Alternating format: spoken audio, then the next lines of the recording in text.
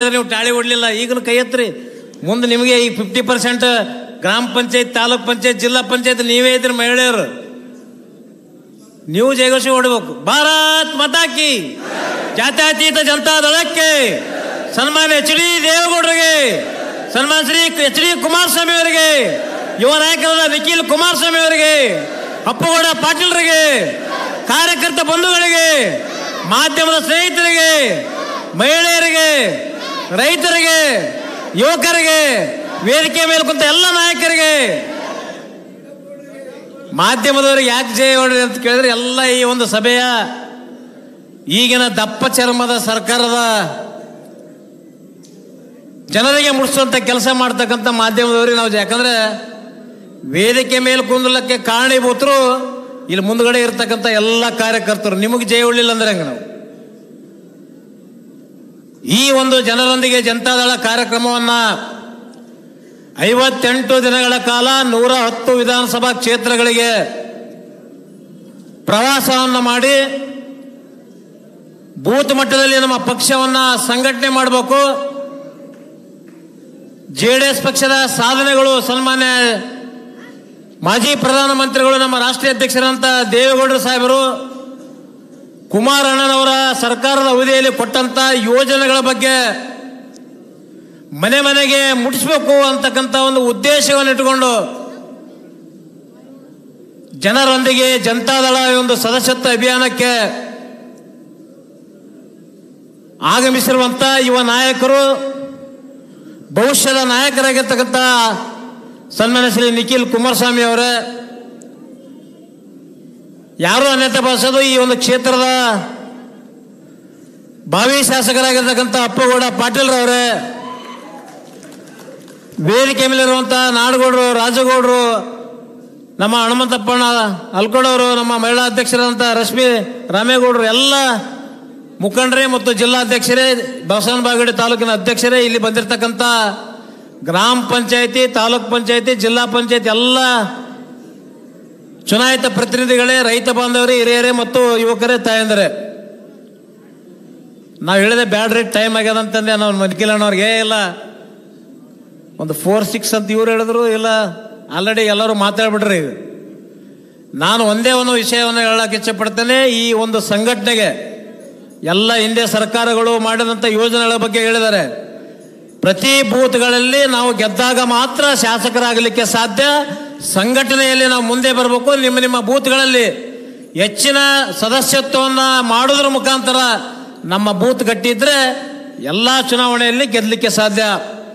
ಎಲ್ಲ ಬೂತ್ಗಳಲ್ಲಿ, ಎಲ್ಲ ಮತಗಟ್ಟೆಗಳಲ್ಲಿ ನಾವು ಲೀಡ್ ಆದಾಗ ಮಾತ್ರ ಯಾವುದೇ ಚುನಾವಣೆಯಲ್ಲಿ ಗೆಲ್ಲಲಿಕ್ಕೆ ಸಾಧ್ಯ. ಅಂತ ಒಂದು ಗಟ್ಟಿ ಕಾರ್ಯಕರ್ತರು ಇಲ್ಲಿ ಯಾವುದೇ ಹಣದ ಆಮಿಷಕ್ಕೆ ಬಗ್ಗದೆ ಇವತ್ತಿಲ್ಲಿ ಪೇಮೆಂಟ್ ಕಾರ್ಯಕರ್ತರು ಬಂದಿಲ್ಲ, ಪರ್ಮನೆಂಟ್ ಕಾರ್ಯಕರ್ತರು ಬಂದಿದ್ದೀರಿ. ನಿಮ್ಮೆಲ್ಲರಿಗೆ ನಾನು ಅಭಿನಂದನೆಗಳನ್ನ ಸಲ್ಲಿಸ್ತೇನೆ.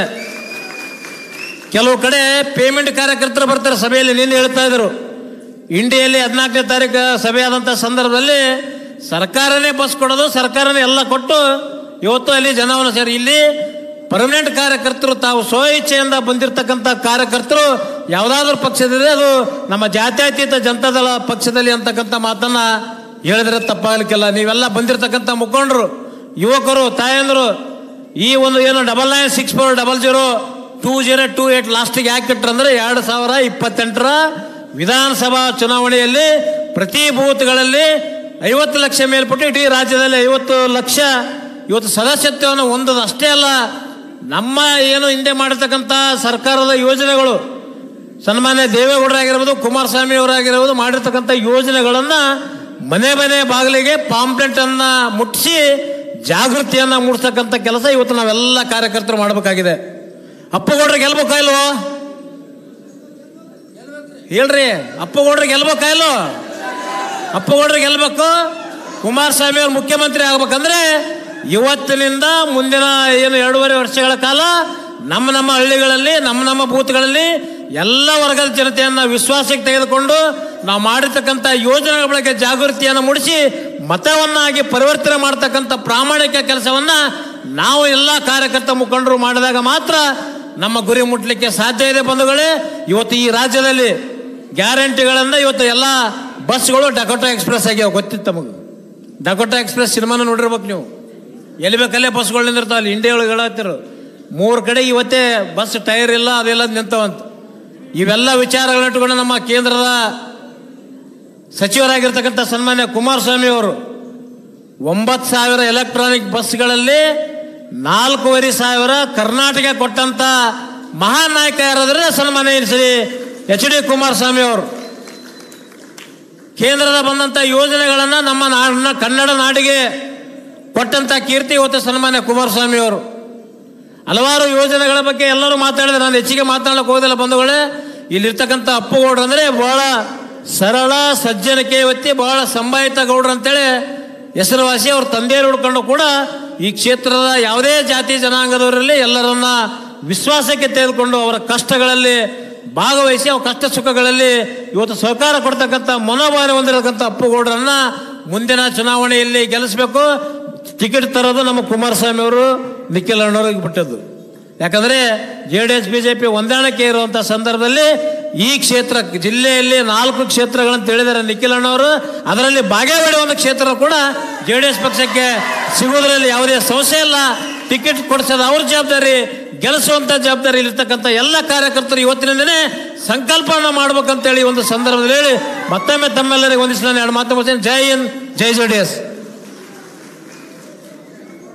ಧನ್ಯವಾದಗಳು ದೊಡ್ಡಪ್ಪಗೌಡ ಪಾಟೀಲ್ ಅವರಿಗೆ. ಜಾತ್ಯತೀತ ಜನತಾದಳದ